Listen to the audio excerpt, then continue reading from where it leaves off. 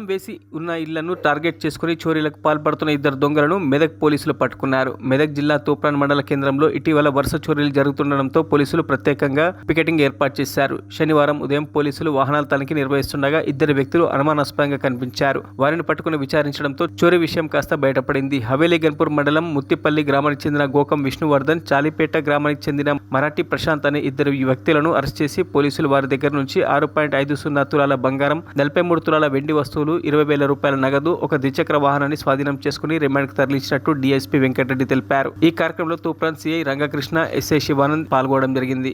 విచారించగా వారి పేర్లు ఒకటి విష్ణువర్ధన్ రెడ్డి మరియు ప్రశాంత్, ఇద్దరిది కూడా హవేలీ గన్పూర్ ఆఫ్ మెదక్ డిస్టిక్ అని చెప్పి ఫర్దర్గా విచారిస్తే వాళ్ళ దగ్గర ఈ మధ్యకాలంలో లాస్ట్ 2 months నుండి మన స్టేషన్ గన్పూర్ మన ఇది తూఫ్రాన్ మరియు మనోరాబాద్ పిఎస్ లిమిట్కి సంబంధించిన 2 డిహెచ్బీలు అంటే పట్టపగలు మధ్యాహ్నం పూట వాళ్ళిద్దరు మోటార్ సైకిల్లో వచ్చి ఒకరు మోటార్ సైకిల్ బయట పెట్టుకొని ఉంటాడు, ఇంకొకరేమో లోపలికి వెళ్ళి ఒక రాడ్తోని మన లాక్ బ్రేక్ చేసి లోపలికి వెళ్ళి అఫెన్స్ చేసి గోల్డ్ కానీ క్యాష్ కానీ తీసుకొని వెళ్ళారు. అదేవిధంగా ఇంకా 3 అఫెన్స్లు ఎక్కడ మన మెడిసిన్కి సంబంధించిన 3 కేసెస్ కూడా వాళ్ళు కన్ఫెస్ చేయడం జరిగింది. వారి వద్ద నుండి 6.5 తులాల బంగారము, 43 తులాల వెండి మరియు 20,000 క్యాష్ కూడా రికవర్ చేయడం జరిగింది. దాంతోపాటు వాళ్ళు అఫెన్స్కి ఉపయోగించే రాడ్ ఉంటుంది కదా, ఆ రాడ్ కూడా సీజ్ చేయడం జరిగింది. వాళ్ళని ఈరోజు అరెస్ట్ చేసి కోర్టుకు రిమాండ్ చేయడం జరిగింది.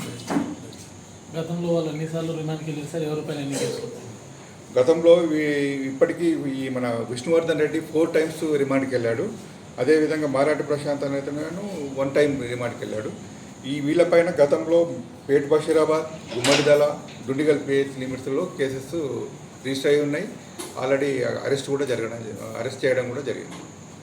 అంటే చోరుల కారణాలు ఏమని తెలుస్తుంది సార్ విచారణలో? అంటే ఎందుకు చోరులకు ఇట్లా అలవాటు పడ్డట్టు తెలుస్తుంది?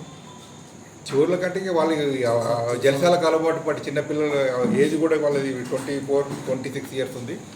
ఈ చెడు అలవాట్లకు అలవాటు పడి వాళ్ళు ఈ దొంగతనం చేసి జాలీగా తినడం, పని పాట లేకుండా వాళ్ళకి ఈజీ మనీ గురించి దొంగతనాలు చేయడం జరుగుతుంది. చోరీ చేసిన ఏం చేస్తారు సార్? అంటే విక్రయిస్తారా లేకపోతే ఎవరికైనా అప్పగిస్తారా? ఏది ఈ డబ్బులు అయితే ఇవి ఉన్నాయి. ఇప్పుడు చోరీ చేసి అప్పుడప్పుడు ఎక్కువ రోజులు అయితేనే విక్రయించి డబ్బులు ఎంజాయ్ చేస్తుంటారు. ఇది రీసెంట్లీ జరిగినాయి కాబట్టి ఇంకా విక్రయించడం జరగకుండా మనము సీజ్ చేయడం జరిగింది.